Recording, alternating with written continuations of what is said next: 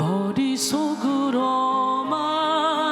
알던 하나님, 가슴속으로 알기 전에는 내가 만든 하나님을 외치며 이해할 수 없다 그런데 왜 응답 없으실까? 나 자신이 주인 되어 살면서 응답 없다고 의심했었네. 내 죄로 인해 막힌 담도 모르고 왜 나를 버리셨나 울곤 했었네. 난 몰랐네, 징계가 사랑인 것을. 난 몰랐네, 감사가 당연하단 것을. 이제는 알았네, 이제는 행하리 하나님의 사랑을. 이 시간에 고린도전서 15장 9절로 10절 말씀 함께 봅니다. 나는 사도 중에 가장 작은 자라. 나는 하나님의 교회를 박해하였으므로 사도라 칭함받기를 감당하지 못할 자니라.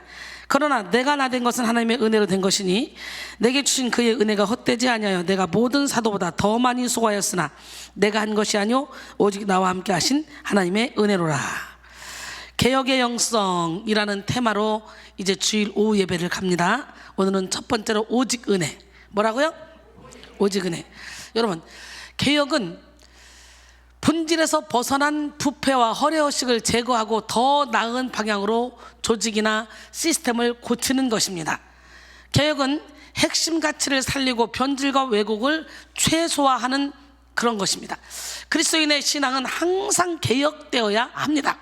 날마다 육체에 속한 죄의 성향을 죽이고 진리의 가치를 살려야 하고 인본주의와 세속주의를 몰아내고 성령으로 말미암는 치유와 변화의 사역을 활성화시켜야 합니다.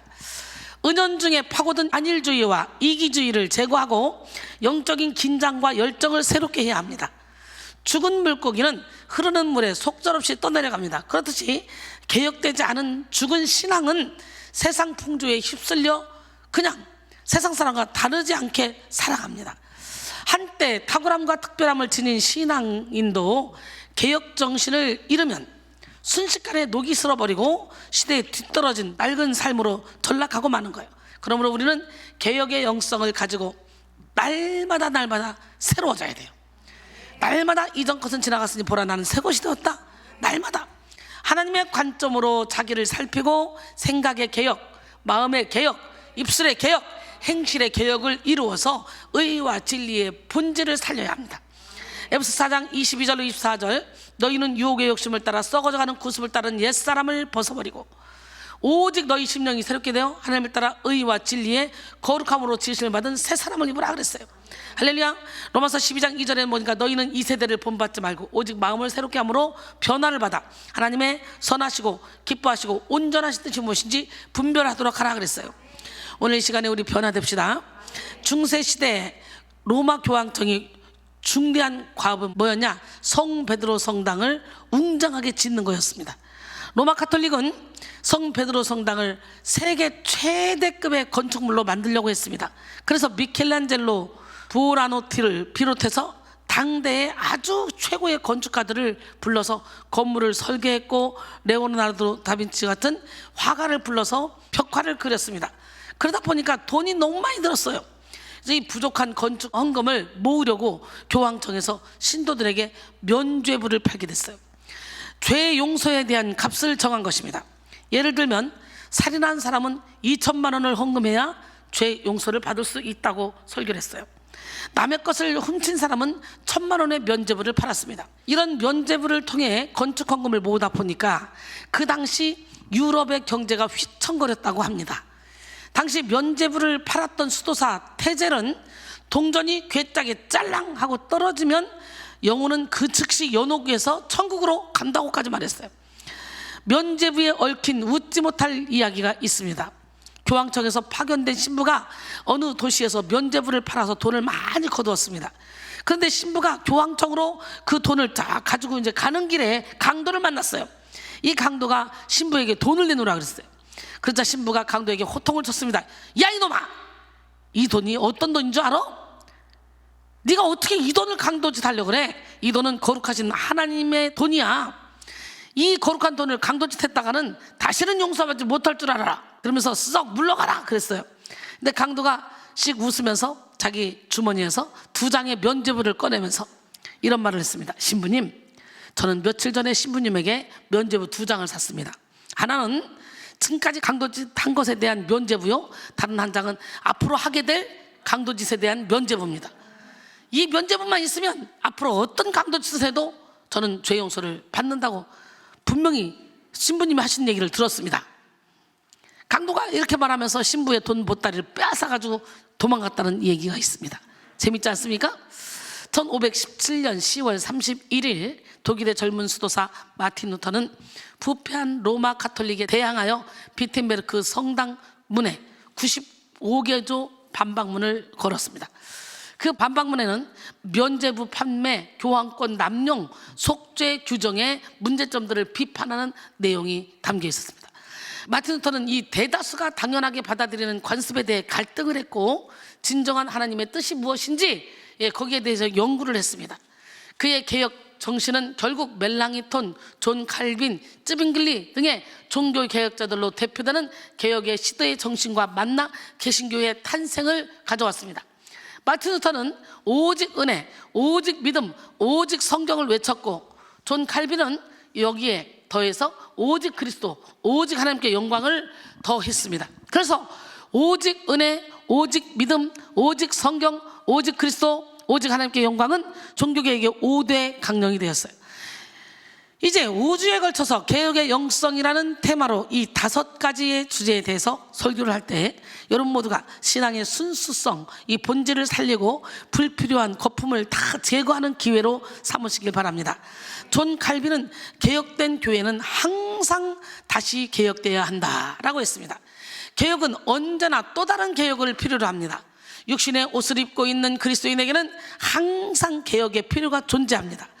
어제 은혜를 받았어도 오늘 또다시 은혜를 받아야 하고, 지금까지 개혁과 변화를 이어왔어도 오늘 또다시 개혁하고 변화되어야 합니다. 하나님의 말씀을 깨닫는 것은 개혁의 필요를 알아차리는 것이고, 하나님의 말씀에 순종하는 것은 개혁의 적용을 이루는 것입니다. 우리는 날마다 하나님의 말씀, 성령의 검을 들고 우리의 인생과 신앙을 개혁해 나가야 됩니다. 왜? 우리는 육신의 옷을 입고 있어요. 이 육신은 죄를 지을 수밖에 없는 죄의 경향성을 가지고 있어요.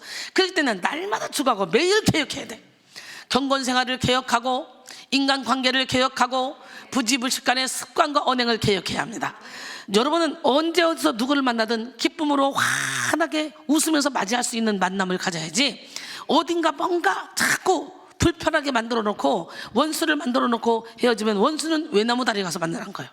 그렇기 때문에 우리는 항상 어디 가서도 누구를 만나도 꺼리낌 없는 인생을 살아야 돼. 여러분, 인간관계를 잘 하셔야 돼. 인간관계를 개혁하고 부지불식간의 이 습관과 언행을 개혁해야 돼.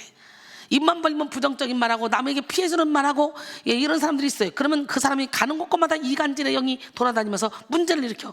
정신 바짝 차리세요. 여러분, 속 사람의 상태를 개혁하고 마음의 뜻을 개혁하며 세상에서 썩어질 것을 피해서 신성한 성품에 참여하는 데까지 나가는 지혜로운 성도가 되기를 원합니다.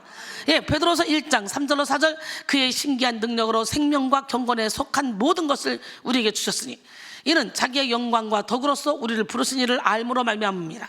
이로써 그 보배롭고 지극히 큰 약속을 우리에게 주사, 이 약속으로 말미암아 너희가 정욕 때문에 세상에서 썩어질 것을 피하여 신성한 성품에 참여하는 자가 되게 하려 하셨느니라. 할렐루야. 우리 모두 신의 성품에 참여합시다. 개혁의 영성으로 살아갈 때 우리의 영혼은 날마다 더 가볍고 더 행복해집니다. 깨지고 부서지고 무너지는 만큼 내가 행복해지는 거예요. 무겁고 얽매이기 쉬운 죄를 벗어버릴수록 더 깊고 온전한 자유를 누리게 되고, 불필요한 허례허식에서 해방될수록 충만한 생명력을 누리게 됩니다. 이 시간 우리는 연약성을 포함한 죄성, 아직 회개하지 못한 죄, 버리지 못한 죄의 습관을 개혁하고 오직 예수 그리스도만 바라보는 지혜로운 성도가 되어야 될 줄 믿습니다. 히브리서 12장 1절로 2절. 이러므로 우리에게 구름같이 둘러싼 허다한 증인들이 있으니 모든 무거운 것과 얽매이기 쉬운 죄를 벗어버리고 인내로서 우리 앞에 당한 경주를 하며 믿음의 주요 또 온전케 하신 이인 예수를 바라보자. 그는 그 앞에 있는 기쁨을 위하여 십자가를 참으사 부끄러움을 개의치 아니하시더니 하나님 보좌 우편에 앉으셨느니라. 특별히 오늘 우리는 오직 은혜의 정신을 살리고 은혜를 방해하는 모든 영적 장애물을 제거해야 합니다. 은혜는 자격 없는 자에게 값없이 베푸시는 하나님의 사랑이며 긍휼입니다. 그리스도인은 오직 은혜로 구원받고 오직 은혜로 하나님을 섬기며 오직 은혜로 영적 싸움에서 승리하는 삶을 살 수 있습니다. 중생, 성결, 성화, 봉사, 선교, 구제 등등 모든 하나님께 속한 일은 오직 하나님의 은혜로 말미암아 이루어집니다. 우리가 예수를 주로 시인하는 것도 하나님의 은혜요, 교회를 사랑하며 예배를 귀중히 여기는 것도 하나님의 은혜입니다. 말씀이 깨달아지는 것도 하나님의 은혜요, 직분을 받아 하나님을 섬기게 된 것도 하나님의 은혜입니다. 인간의 힘으로는 아무리 노력해도 구원을 이룰 수 없습니다. 육체에 속한 물질, 지식, 힘은 아무리 축적해도 영혼의 문제를 해결할 수가 없어요. 구원은 오직 하나님의 은혜로 주어지는 것이고 영적 회복은 전적으로 성령의 역사에 따른 것입니다. 영에 속한 모든 변화와 성장, 성숙은 오직 하나님의 영으로 말미암아 이루어집니다. 에베소 2장 8절로 9절. 너희는 그 은혜에 의하여 믿음으로 말미암아 구원을 받았으니 이것은 너희에게서 난 것이 아니요 하나님의 선물이라. 행위에서 난 것이 아니니 이는 누구든지 자랑하지 못하게 함이라 그랬어요. 할렐루야. 그러므로 그리스도인은 은혜의 세계관을 가지고 살아가야 합니다. 모든 것이 하나님의 은혜임을 고백하고 은혜의 관점에서 모든 사건과 상황을 해석해야 합니다. 아들의 생명을 주신 하나님은 언제나 우리에게 좋은 것만을 주시기 원합니다. 그러기에 모든 것을 은혜로 받아야 돼요. 우리는 건강하게 지내는 것도 은혜고 형통하게 사는 것도 은혜입니다. 기도에 응답받는 것도 은혜고 노력에 따른 대가를, 업적과 성취를 이루는 것도 다 은혜입니다. 때로는 병들어 더욱 하나님을 의지하게 되는 것도 은혜입니다. 실패와 좌절의 순간을 만나 교만과 아집을 버릴 수 있는 것도 은혜입니다. 어려운 고난과 환경을 만나 믿음의 내실을 다질 수 있는 것도 은혜입니다. 은혜의 눈을 열고 세상을 바라보는 사람에게는 범사가 은혜인 거예요. 범사. 맑은 날도 은혜고 굳은 날도 은혜고 비 오는 날도 은혜고 눈 오는 날도 은혜고 바람 부는 날도 은혜고 밝은 날도 은혜고 어두운 밤도 은혜입니다. 사랑의 하나님이 모든 것을 합력하여 선을 만들어 주시기 때문입니다. 로마서 8장 28절. 우리가 알거니와 하나님을 사랑한 자 곧 그 뜻대로 부르심을 입은 자들에게는 모든 것이 합력하여 선을 이루느니라. 할렐루야. 예수 믿는 우리에게는 우연이 없어요. 모든 것이 합력하여 선을 이루시는 하나님께서는 우리에게 어떤 고난과 환난을 허락하셔도 그보다 더 큰 축복을 주시기 위해서 잠시 우리를 테스트해 보는 거야. 시험해 보는 거야. 항상 폐하 참 잘된 일입니다 라고만 말하는 신하가 있었습니다. 어느 날 왕과 그 신하가 함께 사냥을 하러 갔는데 신하가 왕의 총에 총알을 거꾸로 장전해서 왕의 손가락 하나가 잘려나갔어요.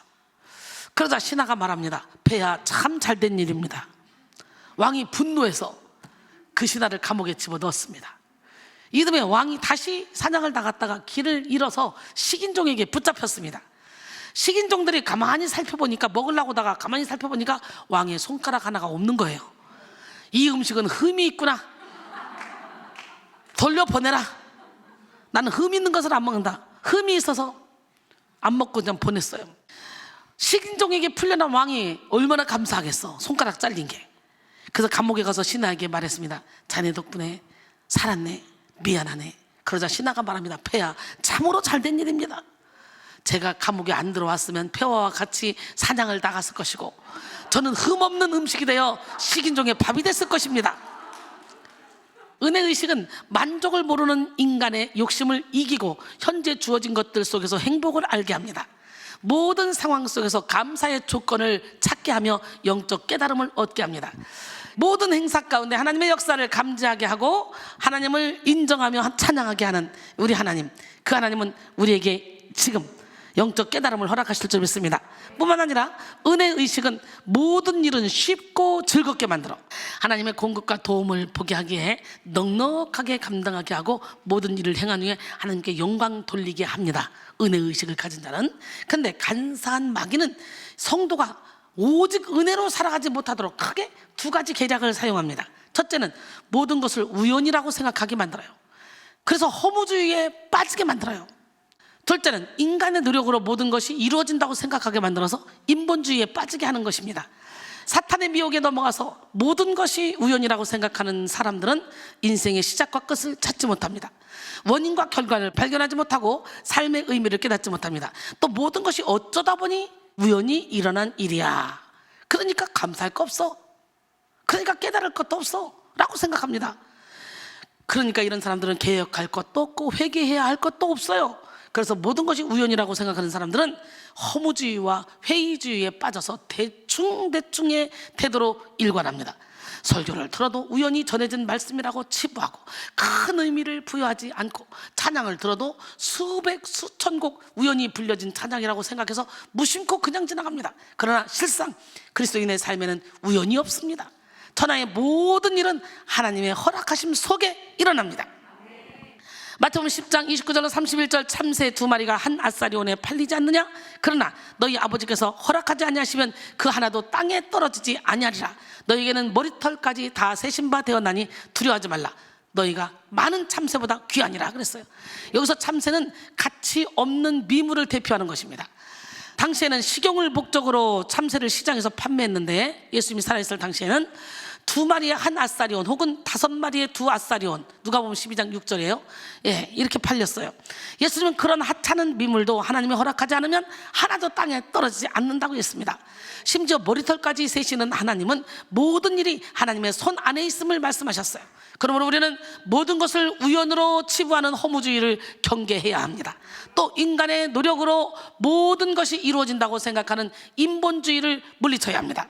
인본주의에 빠진 사람들은 뿌린 만큼 거둔다, 노력한 만큼 얻는다, 준 만큼 받는다 라고 생각합니다. 그래서 그들은 굉장히 합리적이고 이성적으로 생각하면서 원인에 따른 결과를 냉정히 평가합니다. 그런데 이 유형의 사람들은 이런 자연법칙을 만든 하나님의 존재에 대해서는 쉽게 간과하는 경향이 있습니다.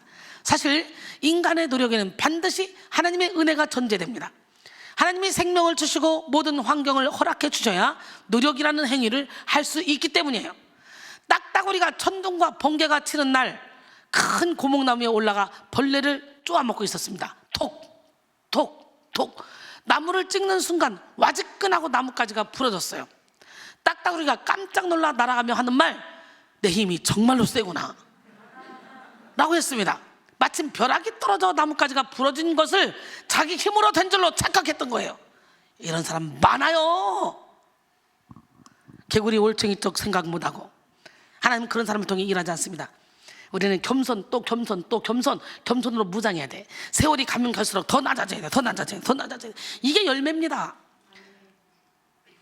인본주의에 빠진 사람들은 하나님의 도움 없이 자기 힘으로 무엇이든지 할 수 있다는 착각에 빠져서 육신적인 일을 우선순위에 둡니다. 예배와 기도, 찬양에는 관심이 없고 자기 노력으로 무엇인가 해내려고 노력을 하죠. 홍수로 세상을 심판하신 하나님을 대적하여 바벨탑을 쌓고 바벨탑을 통해 흩어짐을 면하고 자기 이름을 내려고 애씁니다. 물질의 바벨탑, 명예의 바벨탑, 지식의 바벨탑을 쌓고 이를 통해 성공과 출세를 이루려고 합니다. 건강의 바벨탑, 미모의 바벨탑, 권세의 바벨탑을 통해 자기 소원을 만족시키려고 합니다. 교회 내에서도 육신적인 욕심으로 충성의 바벨탑, 헌신의 바벨탑을 쌓고 자기 만족을 구하는 사람들도 참 많죠. 성령으로 이루어지는 일을 육체의 힘으로 이루려고 애쓰고 하나님의 뜻을 자신의 뜻으로 대치시키려고 애쓰는 사람들도 많습니다. 갈라디아서 3장 1절로 3절, 어리석도다 갈라디아 사람들아, 예수 그리스도에서 십자가에 못 박히신 것이 너희 눈앞에 밝히 보이거늘 누가 너희를 꾀더냐? 내가 너희에게서 다만 이것을 알려 하노니 너희가 성령을 받은 것이 율법의 행위로냐 혹은 듣고 믿음으로냐? 너희가 이같이 어리석으냐? 성령으로 시작하였다가 이제는 육체로 마치겠느냐? 그랬어요. 오늘 여러분은 어떻습니까? 은혜로 살고 있습니까? 자기 힘으로 살고 있습니까? 성령으로 살고 있습니까? 자기 노력으로 살고 있습니까? 여러분, 은혜를 모르는 사람들은 그리스도인이 되어도 머지않아 행위로 빠지고 율법으로 빠집니다. 조금 노력하고 금방 좌절하고 약간 애쓰고 이내 생색내는 그런 율법에 빠지지 마시고, 필립 얀시는 뭐라고 했냐? 이 세상을 가리켜서 은혜 없는 은혜로 살고 있습니까? 이 세상을 말하면서 오늘 크리스찬들에게 진짜로 필요한 것이 있다면 그것은 은혜로 치료된 눈이라고 주장했어요. 뭐라고요? 그리스도인에게 꼭 필요한 것은 은혜로 치료된 눈. 오늘날 많은 교회들이 율법주의에 사로잡혀서 받은 바 은혜에 감격하기보다는 무엇을 얼마나 했는가, 여기에 더 관심을 갖게 되었음을 지적했습니다. 우리는 다시 한번 모든 것이 하나님의 은혜로 가능함을 인정하고 고백해야 합니다. 고린도서 6장 1절로 2절, 우리가 하나님과 함께 일하는 자로서 너희를 권하노니 하나님의 은혜를 헛되이 받지 말라. 이랬을 때 내가 은혜 베풀 때 너에게 듣고 구원의 날에 너를 도왔다 하셨으니 보라 지금은 은혜 받을 만한 때요, 보라 지금은 구원의 날이라 그랬어요. 바로 이 시간이 은혜 받을 만한 때, 구원의 날인 줄 믿습니다. 우리 함께 찬양합니다. 보라 지금은 은혜 받을 때요, 보라 지금은 구원의 날이라. 보라 지금은 능력 받을 때요, 보라 지금은 기쁨의 날이라.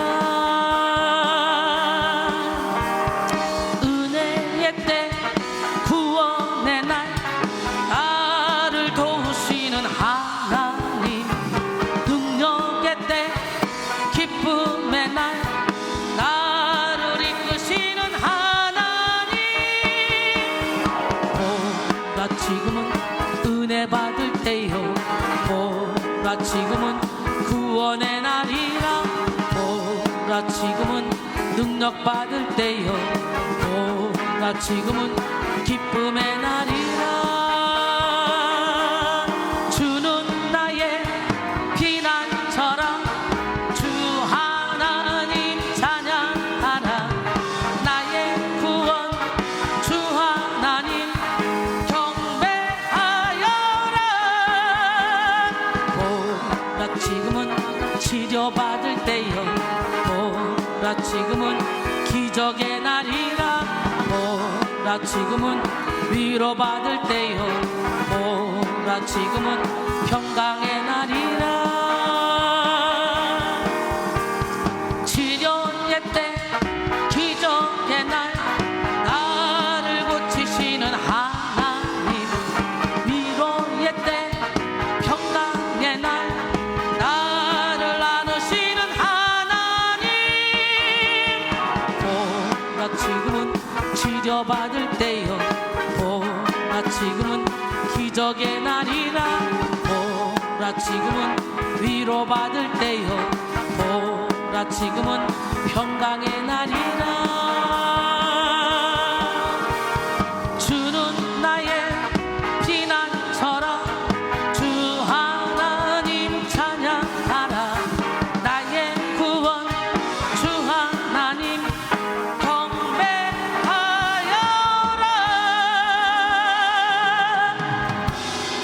할렐루야. 예, 지금이 은혜 받을 때, 지금이 치료 받을 때입니다. 바로 지금 하나님의 은혜를 온몸으로 체험하기를 원합니다. 우리 김광욱 장로님이 뒤에 항상 앉아 있는데, 예, 한 달에 한 번씩 안 보여요. 이따가 슬그머니 없어져요. 어디 가냐? 예, 우리 경인 지방의 임원이에요. 예, 그래서 대외적인 활동을 해요. 저는 할렐루야만 여기서 하고. 예수님은 은혜의 개념을 설명하기 위해 포도원 비유를 말씀하셨습니다. 이 비유는 천국은 마치 품꾼을 얻어 포도원에 들여보내려고 이른 아침에 나간 집주인과 같다는 말씀으로 시작이 됩니다. 그는 인력시장에 나가 일할 곳을 찾고 있는 사람들을 불러다가 자신의 포도원에 가서 일하도록 했습니다. 정오에도 오후 3시에도 여전히 일할 곳을 찾지 못해서 서성거리고 있는 사람들이 있었습니다.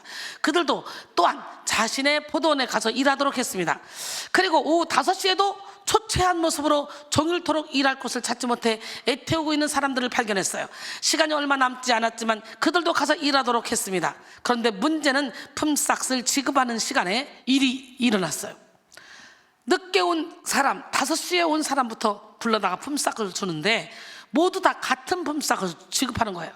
아침 일찍 온 사람들이 볼 때 5시에 온 사람 잠깐 일하고 돈 받는 거 보면서 아, 나는 저보다 훨씬 더 받겠구나 생각했는데 똑같이 주는 거예요. 똑같이.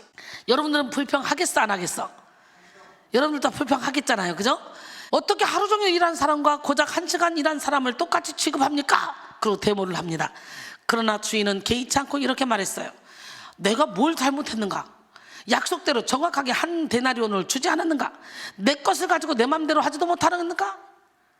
이것이 바로 은혜를 베푸는 주인의 관점입니다. 할렐루야. 마태복음 20장 13절로 16절에 그 말씀이 나오죠. 주인이 그 중에 한 사람에게 대답하여 이르되 친구여, 내가 네게 잘못한 것이 없노라. 네가 나와 한 데나리온의 약속을 하지 아니하느냐? 네 것이나 가지고 가라. 나중 온 이 사람에게 너와 같이 주는 것은 내 뜻이니라. 내 것을 가지고 내 뜻대로 할 것이 아니냐? 내가 선함으로 네가 악하게 보느냐? 이와 같이 나중된 자로서 먼저 되고 먼저 된 자로서 나중되리라 그랬어요. 오늘 우리 하나님, 멋쟁이 하나님, 기적의 하나님, 능력의 하나님이 신앙생활 오래 했다고 그 사람을 쓰는 것이 아니라 나중에 왔는데도 채미옥권사처럼 열정을 다하고 생명 걸고 일하는 그 사람을 바로 세워 쓰시는 거예요. 제 비선으로 타고 썸네일도 하지, 막 또 조명도 보지, 막 이리저리 뛰어다니면서 열심히 일하는 그 모습이 얼마나 이뻐요. 여러분, 은혜로 용서받고 구원받은 우리는 비교의식을 가지고 하나님이 다른 사람에게 더 많은 은혜를 베풀었다고 불평할 수 없어요. 교만, 욕심, 독립심, 열등감의 죄를 가지고 성령의 일을 대적할 수 없습니다. 예수님은 이 세상을 은혜로 고치시고 살리시려고 오셨어요. 할렐루야. 그래서 주님은 제자를 불러서 세우셨던 것입니다. 그런데 문제는 제자들이 아직 그 은혜를 제대로 이해하지 못한 것이었어요. 그들은 하나님과의 관계도 계약 관계로 생각했습니다. 내가 하나님을 위해서 무엇을 하고 또 내가 하나님께 얼만큼 충성하면 하나님께서도 그에 따른 무엇인가를 해주실 것이라는 생각이 그들의 생각을 지배하고 있었던 것입니다. 그런 제자들을 깨우쳐 주시려고 예수님은 이 비유를 말씀하셨어요. 그리고 하나님의 은혜에 의하여 먼저 된 사람이 나중 될 수도 있고 나중 된 사람이 먼저 될 수도 있다고 설명했어요. 그 사람이 채미옥이라니까. 우리 채미옥 권사님 여기 오기 전부터 이상한 행동을 했어요. 가끔 오는데 저 사람은 우리 식구 될 수밖에 없겠다라고 할 만큼 시간과 물질과 재능을 힘써 모으더라고. 그래서 저 사람이 뭔가 큰일 하겠다 싶었더니 진짜 물질 있는 곳에 내 마음이 있다 하신 주님이 기둥으로 딱 만들어 주더라고요. 하나님은 살아계십니다. 야고보서 4장 6절에 그러나 더욱 큰 은혜를 주시라니 그러므로 일렀을 때 하나님이 교만한 자를 물리치시고 겸손한 자에게 은혜를 주신다 하였느니라 그랬어요. 이 시간 우리는 오직 은혜의 삶을 살기 위해 3가지의 자세를 가져야 합니다. 첫 번째는 모든 것이 내 공로, 내 의로 되는 것이 아니라는 사실을 믿는 자세입니다. 나는 죄인이다, 나는 무능력하다 라는 것을 인정하며 전적으로 하나님의 도우심을 간구하는 자세가 있어야 합니다. 은연중에라도 내 힘으로 할 수 있다고 생각하는 사람은 하나님께 돌려야 될 영광을 자신의 것으로 가로채기 쉽습니다. 또 두 번째 자세는 하나님의 인격적이고 강권적인 사랑을 믿는 자세입니다. 나 자신에게서 사랑받을 만한 어떠한 자격이나 요소가 발견되어지지 않는다고 할지라도 우리를 무조건적으로 받아주시고 용서해 주시는 하나님의 사랑과 은혜를 믿어야 합니다. 그래야만 진정으로 감사할 수 있고 은혜 아래 살아갈 수 있는 거예요. 세 번째 자세는 은혜의 현실성을 믿는 자세입니다. 은혜의 현실성이라는 것은 지금까지 살아오는 동안 실제적으로 하나님의 은혜가 나의 삶을 다스렸고 앞으로도 하나님의 은혜가 나와 함께 하리라는 것을 믿는 것입니다. 뿐만 아니라 바로 지금 여기서도 하나님의 은혜가 나와 함께 함을 신뢰하는 자세입니다. 그래서 언제나 현실에서 돌아보면 그 은혜 아래 내가 있었고 그 은혜 아래 내가 있고 그 은혜 아래 내가 있을 것이라는, 그 은혜 아래 내가 있었고 그 은혜 아래 내가 있고 그 은혜 아래 내가 있을 것이라는 과거의 은혜, 현재의 은혜, 미래의 은혜까지를 믿는 것입니다. 이것이 은혜의 현실성을 믿는 믿음입니다. 할렐루야. 오늘 본문을 기록한 사도 바울이 이러한 은혜의 정신으로 살았다는 거죠. 고린도전서 15장 10절에 그러나 내가 나 된 것은 하나님의 은혜로 된 것이니 내게 주신 그의 은혜가 헛되지 아니하여 내가 모든 사도보다 더 많이 수고하였으나 내가 한 것이 아니오 오직 나와 함께 하신 하나님의 은혜로라. 아멘. 예, 이 고백이 저의 고백입니다. 이 고백이 여러분의 고백이 되기를 원합니다. 바울은 신약 성경 27권 중 13권을 기록하고 많은 교회를 세웠고 주의 종들과 그리스도인들을 배출해냈잖아요. 그의 업적은 가히 예수 그리스도 이후에 인류 역사를 바꾸었다고 할 정도로 막대합니다. 바울은 이 모든 것이 다 하나님의 은혜라고 말하면서 자기를 드러내지 않았다는 거지. 뿐만 아니라 그의 모든 고생과 수고에 대해 불평하지도 않고 원망하지도 않았어요. 사실 육신적으로 보면 바울의 삶은 그렇게 기쁘고 감사할 만한 그런 인생이 아니었어요. 그는 가족이 없이 홀로 살았기에 아내나 자녀에게서 얻는 행복을 경험할 수 없었어요. 엄청난 권력을 누린 것도 아니에요. 풍족한 재물을 가지고 있었던 것도 아니에요. 오히려 가는 곳마다 박해받으며 장막 짓는 일을 하면서 자비량으로 선교도 하며 물질의 어려움도 많이 경험했습니다. 많은 박해와 고난을 당했고 배신과 상실의 아픔을 겪었습니다. 그는 자신의 고달픔을 고린도후서 11장에서 이렇게 고백했어요. 고린도서 11장 23절로 28절, 그들이 그리스도의 일꾼이냐? 정신없는 말을 하거니와 나는 더욱 그러하도다. 내가 수고를 넘치도록 하고 옥에 갇히기도 더 많이 하고 매도 수도 없이 맞고 여러 번 죽을 뻔하였으며, 유대인에게서 40에서 하나 감한매를 5번 맞았으며 40번 맞으면 죽어요. 그래서 법적으로 금지되어 있어요. 그러니까 거의 초죽음, 죽기 직전까지 갔던 거죠. 3번 폐장으로 맞고 1번 돌로 맞고 3번 파선하고 일주야를 깊은 바다에서 지냈으며 여러 번 여행하면서 강의 위험, 강도의 위험, 동족의 위험과 이방인의 위험과 신의 위험과 광야의 위험과 바다의 위험과 거짓 형제 중에 위험을 당하고, 제일 무서운 게 나는 거짓 형제 중에 위험 같아. 나를 사랑한다고 전도해놓고 슬슬 꼬셔서 마귀 통로가 되게 해서 지옥으로 끌고 가는, 이게 제일 무서운 것 같아요. 여러분, 거짓 형제 중에 위험을 당하고 또 수고하고 애쓰며 여러 번 자지 못하고 줄이고 목마르며 여러 번 굶고 춥고 헐벗었노라. 이 외의 일은 고사하고 날마다 내 속에 눌리는 일이 있으니 곧 모든 교회를 위하여 염려하는 것이라 그랬어요. 이렇게 세상적으로 보면 어느 구석도 바울이 기뻐하고 감사하고 감격하고 행복한 처지가 아니었잖아요. 그런데도 그의 편지 곳곳에서 바울의 기뻐하는 모습을, 감격과 감사에 흠뻑 젖어있는 모습을 우리가 찾아볼 수가 있잖아. 심지어는 감옥에 있을 때 쓴 편지 속에서도 바울의 기쁨은 충만히 드러났습니다. 빌립보 2장 17절로 18절, 만일 너희 믿음의 재물과 섬김 후에 내가 나를 전제로 드릴지라도 나는 기뻐하고 너희 무리와 함께 기뻐하리니 이와 같이 너희도 기뻐하고 나와 함께 기뻐하라.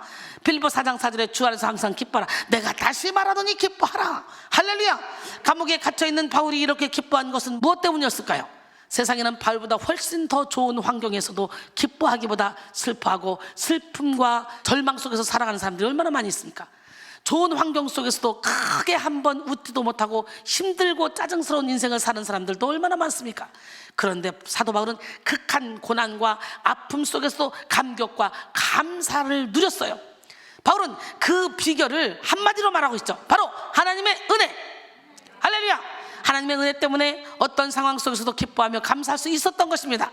에베소 1장 5절로 7절, 그 기쁘신 뜻대로 우리를 예정하사 예수 그리스도로 말미암아 자기의 아들들이 되게 하셨으니 이는 그가 사랑하시는 자 안에서 우리에게 거저 주시는 바 그의 은혜의 영광을 찬송하게 하려는 것이라. 우리는 그리스도 안에서 그의 은혜의 풍성함을 따라 그의 피로 말미암아 속량 곧 죄사함을 받았느니라. 할렐루야. 이 사도 바울의 고백이 저의 고백입니다. 여러분이 저를 보세요. 제가 너무 내 몸을 전제로 부어줘서 발바닥 터지지, 허벅지 터지지, 잠을 자지 못해, 숨을 못 쉬어, 무호흡을 해요. 그래서 한동안 호흡기 끼고 잤잖아요. 이렇게 무리하면서 이 사역을 하는데 내 입에서는 날마다 난 기쁘다, 난 행복하다, 난 감사하다 매일 나오지 않아요? 사도 바울하고 비슷한 게 참 많아요. 제가요, 하나님의 은혜는 인간이 처해 있는 모든 환경을 넘어서서 기쁨과 감사와 행복을 줍니다. 그러나 하나님의 은혜가 없는 사람은 아무리 좋은 조건에 살아간다 할지라도 감사와 기쁨과 행복이 없는 삶을 살아갈 수밖에 없는 거예요. 바울은 자신을 향하신 하나님의 은혜가 자신을 그렇게 기쁘게 하고 감사와 감격 가운데 살아가게 하는 힘이라고 말하고 있습니다. 오직 함께 하시는 하나님의 은혜로 이렇게 즐겁고 감사가 넘치는 삶을 살 수 있다는 거예요. 그래서 사도 바울의 서신 중에 가장 빈번하게 사용된 단어가 바로 이 은혜라는 단어입니다. 사도 바울은 참 멋있잖아요. 여러분 이름 다 바꿔버려, 바울로. 은혜는 헬라어 원문에 카리스라고 되어 있는데요, 영어로는 보통 그레이스라고 그러죠. 보통 헬라어 카리스는 너그러움이란 뜻이에요. 무슨 뜻? 즉 하나님의 은혜라는 말은 하나님의 너그러우심을 의미하는 거예요. 그래서 우리가 보통 하나님의 은혜를 입었다고 말할 때의 뜻은 하나님이 너그럽게 대해 주셨다라는 뜻입니다. 모든 것을 아시는 하나님께서 시시비비를 가리지 않으시고 은혜로 덮어주시고 사랑해 주신다는 말이에요. 시편 32편 1절로 2절, 허물의 사함을 받고 그 죄의 가려움을 받은 자는 복이 있도다. 마음에 간사가 없고 여호와께 정죄를 당치 않는 자는 복이 있도다 그랬어요. 할렐루야. 몰라서 따지지 않고 벌을 주지 않는 것이 아니라 모른 척하시고 눈 감아주시고 깨달을 때까지 기다려주시는 것이 하나님의 은혜라는 거지. 그러니까 제자 양성할 때도 똑같습니다. 이 사람들이 잘못할 때 일일이 다 따져서 야단치다 보면 나도 스트레스 받고 이 사람들도 스트레스 받아서 훈련 못 받아. 그러니까 그냥 천천히 알아서 보고 따라오도록 설교하면서 저 말씀을 내가 붙잡아야지. 내가 교만하구나. 내가 그래서 이렇게 참는 기쁨이 평강이 없구나. 그래서 스스로 하나씩 내려놓고 따라올 때까지 기다리는 거야. 그래서 어느 정도 이제 영적으로 성숙해서 이제 와서 나한테 와서 고백할 때가 있어. 목사님 내가 교만했어요. 목사님 내가요. 그럴 때 이제 그때 제가 하나씩 둘씩 인생 막대기로 사람 채찍으로 때리면서 책망하면서 훈련을 시켜주는 거지. 무조건 처음부터 훈련시키려고 그러면 서로가 힘들어서 안 돼. 여러분, 사도 바울은 이와 같은 하나님의 은혜를 가슴 저리게 느꼈습니다. 하나님의 은혜는 인간의 행위와 다릅니다. 은혜는 인간의 행위로 다다를 수 없는 온전한 상태에 도달하게 하는 능력입니다. 그러기에 우리는 우리의 행위가 불완전할 때에도 은혜가 있으면 충만한 만족과 사랑을 누릴 수 있습니다. 또한 은혜는 율법과는 다릅니다. 율법은 우리의 죄를 드러내지만 은혜는 죄를 이기게 합니다. 율법은 우리가 해야 할 일이 무엇인지 알게 하지만 은혜는 하나님이 이미 우리를 위해 이루어 놓으신 사랑의 역사를 깨닫게 하십니다. 율법은 우리 자신의 부족함과 한계를 깨닫게 함으로 절망하게 하지만 은혜는 하나님의 풍성한 공급을 알게 하여 무한한 소망을 품게 합니다. 그러므로 우리는 돈이나 미모로 사는 인생이 아니라 은혜로 사는 인생이 되어야 되는 거예요. 지식이나 인기로 사는 인생이 아니라 은혜로 사는 인생이 되어야 합니다. 우리들이 잘 아는 찬송가인 빈들의 마른 풀같이 주의 진리 위에 십자가 군기 하나님의 은혜로 구주와 함께 나 죽었으니 등등 다니엘 웹스터 휘틀 목사님이 작사한 이 찬송인데요, 그는 19세기 유명한 대부흥사인 무디와 함께 미국 전역을 순회하며 복음을 전했습니다. 미국 매사추세츠 주에서 태어난 휘틀은 청년 시절 은행에서 근무하며 아주 안정된 삶을 살고 있었어요. 그러던 어느 날 1861년 남북전쟁이 발발하자 휘틀은 주저하지 않고 북군에 지원했습니다.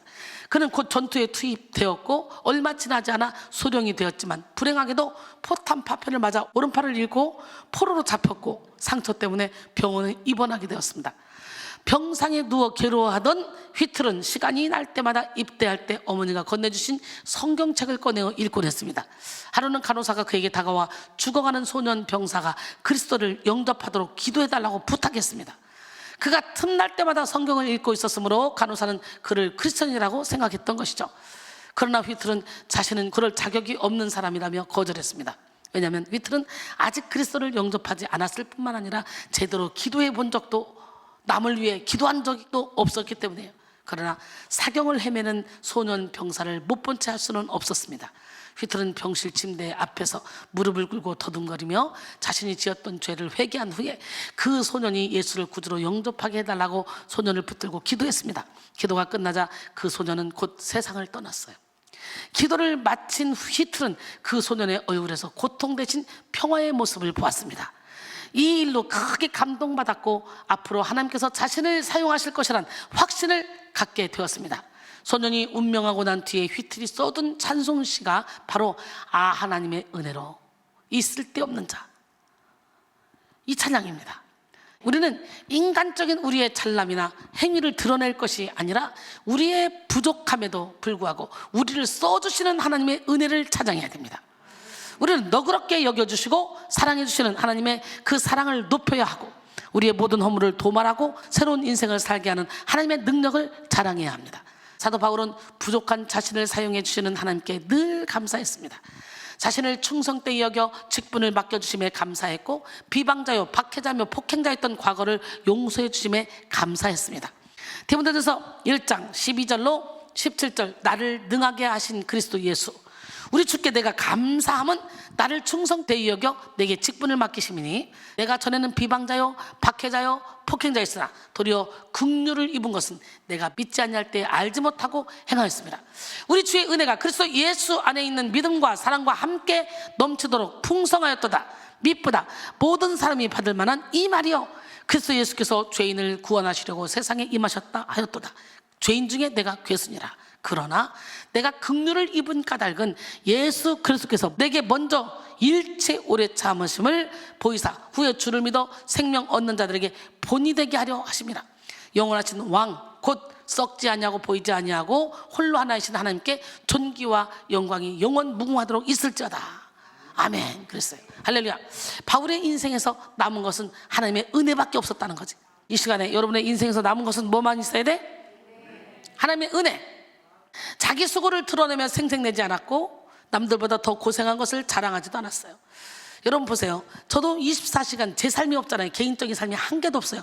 1분 1초도 먹든지 마시든지 무엇을 하든지 하나님의 영광을 위해서 합니다. 그런데 체력에 딸려서 더 많은 것을 하고 싶은데 못하는 게 안타까울 뿐이지 나 이렇게 했어요 라고 자랑하지 않습니다. 우리는 만입이 있어도 하나님을 다 찬양할 수 없어요. 그저 바울은 부족한 자신을 써주신 하나님의 은혜에 감사했어요. 그런 것처럼 저 역시 마찬가지예요. 부족한 저를 써주신 하나님께 너무너무 감사해요. 그래서 제가 이 모든 걸 바쳐서 하나님의 일을 하지만 나는 입에서 나오는 말이 뭐예요? 감사, 또 감사, 감사. 내 입에는 감사밖에 없어요. 감사밖에. 여러분 입에서도 감사만 넘쳐나기를 원합니다. 모든 것은 다 하나님의 섭리 가운데 돼 있어요. 여러분 자신을 통해 이루어진 모든 것이 하나님의 은혜임을 고백했고 자신의 존재까지 하나님의 은혜임을 증거했던 사도 바울처럼 여러분도 모든 것이 하나님의 은혜라고 고백하기를 원합니다. 바울은 은혜로 살아갔기에 인간 바울로 살지 않고 오직 예수만 나타냈다는 거지. 내가 죽어야 내 안에 예수가 나타나는 거예요. 은혜 안에서 바울은 한계가 없는 삶을 살았습니다. 오늘 우리도 오직 은혜의 삶을 살아야 합니다. 은혜로 예수 안에 거하고 은혜로 사명을 감당하며 은혜로 천국의 상급을 쌓는 삶을 살아야 합니다. 결론적으로 사랑하는 성도 여러분, 우리의 신앙은 날마다 개혁되어 오직 은혜의 길로 달려가야 합니다. 모든 것을 우연으로 보는 허무주의나 인간의 노력으로 무언가 이루려는 인본주의를 다 물리치고 범사의 하나님의 은혜를 인정하며 찬양하는 삶을 살아야 합니다. 은혜의식을 방해하는 교만, 욕심, 독립심, 열등감, 죄책감의 죄를 십자가에 못 박고 은혜 안에서 모든 것을 이루고 은혜 안에서 하나님만 높이는 삶을 사는 우리 모두가 되길 원합니다. 이 시간 여러분 모두가 오직 은혜의 개혁 영성으로 순수한 신앙인, 살아있는 신앙인, 권능 있는 신앙인으로 우뚝 세워져 열매 맺는 삶을 살아가시기를 주님의 이름으로 축원합니다.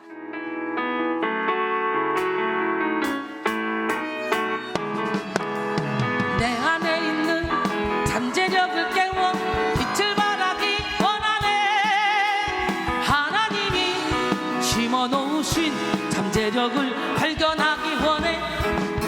내 안에 있는 잠재력을 깨워 빛을 발하기 원하네.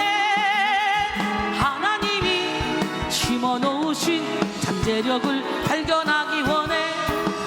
내 안에 잠재력을 깨워 세상에 빛을 발하리. 내 안에 심겨진 하나님의 씨가 하늘에서 내려오는 성령의 단비로 인해 부드러운 마음으로 옥토되어 싹이 나고 이삭 나고 열매 맺으리. 내 안에 잠재력을 깨워 세상에 빛을 발하리. 세상에 빛을 발